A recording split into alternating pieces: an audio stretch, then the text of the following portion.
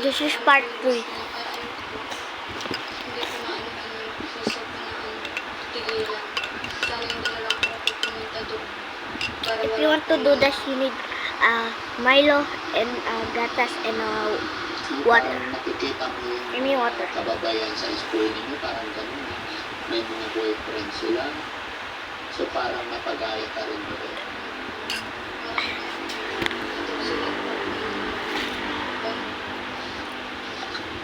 Dati po kasi pala galako ako, kaya yun siguro yung nakakala ko. Lagi na nagkala, tapos mag-buntis. Ano ko, hindi na lang po ako pumunta para hindi na lang po nabuntis. Sana nag-isip ako naman ako bago ko pumunta doon sa tao. Kasi hindi po ako nakapag-isip ng maayos. Siyempre kung 7 months mo siyang boyfriend, di marami kayong napag-usapan. Nakapagbigay siya ng mga idea kung taga saan siya, ano apelyido niya. Madali namang mahanap yun. Yung apelido ko talaga yung gusto kong hanapin. Oo. Kasi sa Bruh. hindi ko lang po nakalagay. Kaya hindi ko po itatanong sa kanya kung anong apelido niya kasi hindi naman po rin po ako magtanong.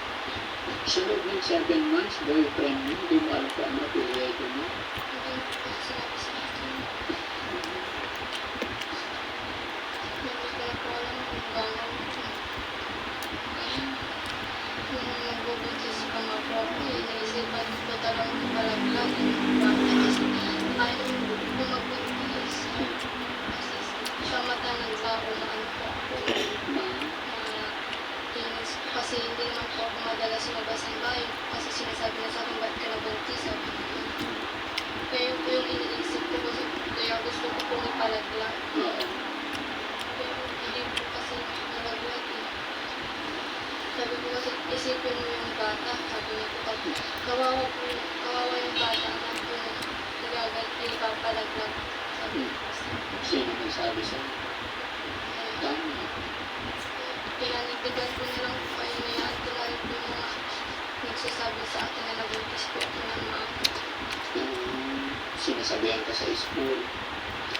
Siyempre, nung una, pumapasok ka sa school, buntis ka na. Alam mo na nabuntis ka.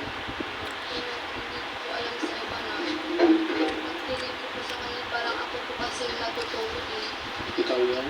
Ako po, pag tinitignan po nila ako, tinutulog po nila ako, hindi ko po alam kung anong sinasabi nila tungkol sa akin kasi buntis na po ako. So guys, bye-bye. Tomorrow is part 4.